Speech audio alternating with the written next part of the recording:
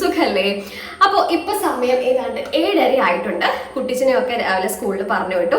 ഞാനും ചേട്ടായും കൂടെ ജിമ്മിൽ പോകാൻ തുടങ്ങുവാണ്. ഇന്നത്തെ വീഡിയോ എന്ന് വെച്ചാൽ എന്നോടൊരു 3-4 പേര് ഇൻസ്റ്റാഗ്രാമിൽ റിക്വസ്റ്റ് ചെയ്തൊരു വീഡിയോ ആണ്. വേറൊന്നുമല്ല, നമ്മുടെ റേച്ചുവിന്റെ ഫുഡ് റൂട്ടീൻ. അപ്പൊ ഞാൻ വിചാരിച്ചു എന്നാ പിന്നെ നമ്മുടെ റേച്ചുവിന്റെ ഫുഡ് റൂട്ടീൻ വീഡിയോ ചെയ്യാന്ന്. അപ്പൊ അവൾ എഴുന്നേറ്റ് വരുമ്പോ തന്നെ വെറും വയറ്റിൽ കൊടുക്കുന്ന ഒരു സാധനമുണ്ട്. അത് കുട്ടിച്ചിനും ഒരു 7 മാസം 8 മാസം തുടക്കം മുതലേ കൊടുത്തിട്ടുണ്ടായിരുന്ന ഒരു സാധനമാണ്. വേറൊന്നുമല്ല, നമ്മുടെ ഉണക്കമുന്തിരി, ബ്ലാക്ക് ഉണക്കമുന്തിരി. ഇത് കണ്ടോ, ഇത് തലേ ദിവസം വെള്ളത്തിലിട്ട് വെക്കണം. തിളപ്പിച്ചാറിയ വെള്ളത്തിൽ തലേ ദിവസം ഇട്ട് വെക്കണം.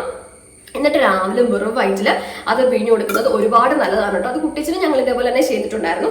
അപ്പൊ തലേ ദിവസം തന്നെ ഈ ഒരു സാധനം വെള്ളത്തിലിട്ട് വെച്ചിട്ടുണ്ടായിരുന്നു. ഇത് ഞാനല്ല, ചേച്ചിയാണ് കൊടുക്കുന്നത്. കാരണം അവൾ എഴുന്നേക്കുന്ന ടൈമിൽ ഞാൻ ജിമ്മിലായിരിക്കും. അപ്പൊ ഞാൻ പിഴിഞ്ഞു വെക്കും കേട്ടോ രാവിലെ. അപ്പൊ ഇതാണ് കേട്ടോ ഞാൻ പറഞ്ഞ തലേ ദിവസം രാത്രി വെള്ളത്തിലിട്ട് വെച്ചിരുന്ന ബ്ലാക്ക് റൈസൻസ്. ഇത് രാവിലെ ആകുമ്പോഴത്തേക്കും നല്ലപോലെ വീർത്ത് വന്നിട്ടുണ്ടാവേ. അപ്പൊ നല്ലപോലെ കഴുകിയിട്ട് വേണം രാത്രി വെള്ളത്തിലിട്ട് വെക്കാനായിട്ട്. കാരണം ഈ ഒരു വെള്ളത്തിൽ തന്നെയാണ് നമ്മളിത് പിഴിഞ്ഞെടുത്ത് കൊടുക്കുന്നത്.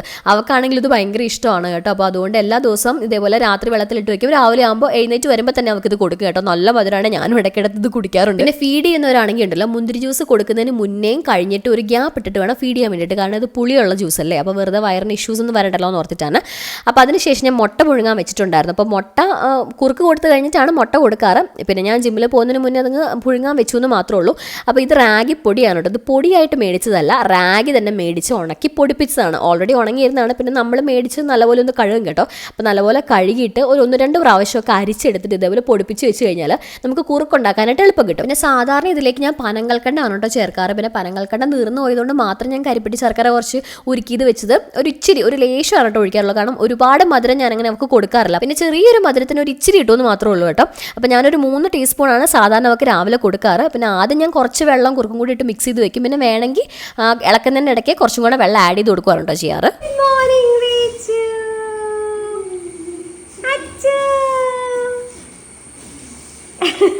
ഈ ഒരു വീഡിയോ ശരിക്കും പറഞ്ഞ ഒരു 2 ആഴ്ച മുന്നേ, അതായത് റേച്ചുവിൻ്റെ കാത് കുത്തുന്നതിന് മുന്നേ എടുത്ത വീഡിയോ ആണ് കേട്ടോ. പക്ഷേ ഈ ഒരു ഫുഡ് റൂട്ടീൻ തന്നെയാണ് ഞാൻ ഇപ്പോഴും ഫോളോ ചെയ്യുന്നത്. അപ്പോൾ സാധാരണ ഞങ്ങൾ പോകുന്നതിന് മുന്നേ അവൾ എഴുന്നേക്കാറില്ല കേട്ടോ. പക്ഷേ ഇന്ന് എന്തോ കറക്റ്റായിട്ട് ഞങ്ങൾ പോകുന്നതിന് മുന്നേ അങ്ങ് എഴുന്നേറ്റ് വന്നു. അപ്പോൾ ഞാൻ തന്നെയാണ് കേട്ടോ ആ ഒരു ജ്യൂസ് അങ്ങോട്ട് കൊടുത്തത്. സാധാരണ ചേച്ചിയാണ് ജ്യൂസ് കൊടുക്കാറ്. അപ്പോൾ ഒരു 7-8 കേട്ടോ സാധാരണ ജ്യൂസ് കൊടുക്കാറ്. അപ്പോൾ ജ്യൂസൊക്കെ കൊടുത്തു കഴിഞ്ഞാൽ പിന്നെ ഒരു 1-1.5 മണിക്കൂർ, അതായത് ഒരു 9-9:30 ആ ഒരു ടൈമിലൊക്കെയാണ് പിന്നെ കുറുക്ക് കൊടുക്കുന്നത്. അപ്പോൾ കുറുക്കൊക്കെ കൊടുത്തു കഴിഞ്ഞാൽ വീണ്ടും ഒരു 1/4 മണിക്കൂർ 1 മണിക്കൂറൊക്കെ കഴിഞ്ഞിട്ടാണ് കേട്ടോ മുട്ട കൊടുക്കാറ്. അപ്പം കുറുക്കൊക്കെ കൊടുത്തു കഴിഞ്ഞപ്പോഴത്തേക്കും ഞാൻ എത്തിയായിരുന്നേ. അപ്പോൾ ഞാൻ ചെന്നിട്ട് മുട്ട അങ്ങോട്ട് പൊളിച്ചു കൊടുത്തു. അപ്പോൾ മുട്ട ചേച്ചി കൊടുക്കുവാണ്. പിന്നെ ഈ ഒരു ഹൈ ചെയർ ഭയങ്കര യൂസ്ഫുൾ ആണ് കേട്ടോ. കാരണം ചിലപ്പോൾ ഇതേപോലെ ഫുഡ് അവിടെ നിരത്തിയിട്ട് അവൾക്ക് കൊടുത്തു കഴിഞ്ഞാൽ അവളെ തന്നെത്താനെ എടുത്ത് പറക്കി ചിലപ്പോൾ തിന്നും. അപ്പോൾ ഇത് ശരിക്കും പറഞ്ഞാൽ ഇവളുടെ ഫുഡ് റൂട്ടീനിൽ മെനുവിൽ ഇല്ലാത്തതാണ്. കാരണം ഞാൻ സാമ്പാർ ഉണ്ടാക്കിക്കൊണ്ടിരുന്ന സമയത്ത് അവൾ ചുമ്മാ വെറുതെ അതിൽ കൂടെ പോയപ്പോൾ ഞാൻ ഇച്ചിരി ടേസ്റ്റ് ചെയ്യാനായിട്ട് കൊടുത്തു. അപ്പോൾ അവൾക്കത് ഭയങ്കരമായിട്ട് ഇഷ്ടപ്പെട്ടു. അപ്പോൾ ചെറിയൊരു പാത്രത്തിൽ എടുത്തുകൊണ്ട് വന്ന് നമുക്കിത് കൊടുക്കുവാണേ.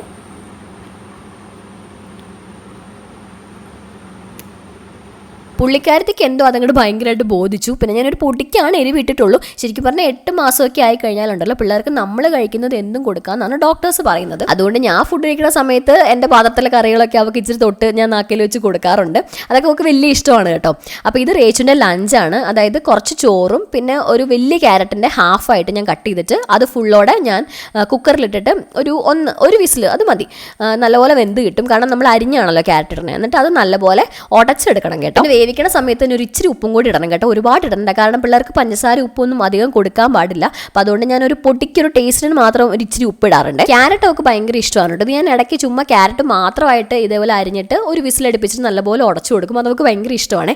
ഞാൻ ഒരു പ്രാവശ്യം ആപ്പിൾ ഇതേപോലെ കൊടുത്തു നോക്കി. പക്ഷെ അത് അവർക്ക് അത്ര ഇഷ്ടപ്പെട്ടില്ല. പിന്നെ ഞാൻ ആപ്പിൾ പരിപാടി എങ്ങനെ നിർത്തി. ക്യാരറ്റും അതേപോലെ തന്നെ പഴം, ഏത്തപ്പഴം, ചെറുപഴങ്ങൾ അതൊക്കെ ഭയങ്കര ഇഷ്ടമാണ്. അപ്പോൾ ഉച്ചയ്ക്കത്തെ ഫുഡൊക്കെ കഴിച്ച് കഴിഞ്ഞിട്ട് ആശാട്ടി ഒരു ഉറക്കമൊക്കെ കഴിഞ്ഞ് എഴുന്നേറ്റ് വന്നപ്പോഴത്തേക്കും ചെറുപഴം അല്ലെങ്കിൽ റോബസ്റ്റയോ ചിലപ്പോൾ ഞാൻ ഏത്തപ്പഴം പുഴുങ്ങി കൊടുക്കാറുണ്ട്. ഇന്നിപ്പോൾ ഞാലിപ്പൂമ്പഴമായിരുന്നു അവിടെ ഇരുന്നത്. അപ്പോൾ ഞാലിപ്പൂമ്പഴം എടുത്തിട്ട് ഒരു 3 പഴമൊക്കെ അവൾ കഴിച്ചോളും കേട്ടോ. കുഴപ്പമൊന്നുമില്ല. മൂടനുസരിച്ചാണ്. എന്നാലും മിക്കപ്പോഴും 3 പഴം കഴിക്കാറുണ്ട്. പിന്നെ പഴന്ന് മാത്രമല്ല, എന്ത് ഫ്രൂട്ട് ആണെങ്കിലും നമ്മൾ ഡെയിലി പിള്ളേരുടെ ഫുഡ് റൂട്ടീനിൽ ഫ്രൂട്ട്സും വെജിറ്റബിൾസും ഒക്കെ ആഡ് ചെയ്യണം. ഇടയ്ക്ക് ഇതേപോലെ കയ്യിൽ വെച്ച് കൊടുക്കുന്നതും പ്ലേറ്റിൽ കൊടുക്കുന്നതും ഒക്കെ വലിയ ഇഷ്ടമാണ് കേട്ടോ. കാരണം കുറച്ച് നേരം അത് പീച്ചി കുറിച്ച് അവിടെ ഇരുന്നോളും. ചിലപ്പോൾ 1-2 പറ്റൊക്കെ വായിൽ പോകും. അപ്പോൾ ഇടയ്ക്ക് ഇതേപോലെ പഴമൊക്കെ കൊടുക്കുമ്പോൾ അവൾ തന്നെത്താൻ ഇച്ചിരി പീച്ചി കുറിച്ചൊക്കെ എടുത്ത് വായിൽ വെക്കാറുണ്ട്. രാത്രിയിൽ ശരിക്കും പറഞ്ഞാൽ അന്ന് ഞാൻ ഗോതമ്പ് ദോശ സ്റ്റാർട്ട് ചെയ്തായിരുന്നേ. അപ്പോൾ അതുകൊണ്ട് ഒരു പ്രാവശ്യം അവൾക്ക് ഇച്ചിരി ഗോതമ്പ് ദോശ കൊടുത്തപ്പോഴത്തേക്കും അവൾക്ക് ഭയങ്കരമായിട്ട് ഇഷ്ടപ്പെട്ടു. തന്നെത്താനെ ഇതേപോലെ പറക്കി തിന്നുന്നുണ്ടായിരുന്നു കേട്ടോ. അപ്പോൾ അതുകൊണ്ടൊരു 3-4 ദിവസം അന്ന് അങ്ങനെ ഗോതമ്പ് ദോശ കൊടുത്താണ്. ഇനി ദോശ അല്ലെങ്കിൽ ചിലപ്പോൾ ഇതേപോലെ അപ്പത്തിനുള്ള മാവൊക്കെ ഇരിപ്പുണ്ടെങ്കിൽ അപ്പം ചുട്ട് കൊടുക്കാറുണ്ട്. ദോശക്കുള്ള മാവ് ഇരിപ്പുണ്ടെങ്കിൽ ദോശ ഇട്ട് കൊടുക്കാറുണ്ട്. അപ്പോൾ അവൾക്ക് ഇപ്പോൾ 11 months ആയിട്ടുണ്ട് കേട്ടോ. അപ്പോൾ ഇത്രയൊക്കെയാണ് 11 months ആയ എൻ്റെ റീച്ചു ബേബിയുടെ ഫുഡ് റൂട്ടീൻ. ബൈ പറഞ്ഞേ. ബൈ. റേച്ചു എങ്ങ് നോക്കി. റേച്ചു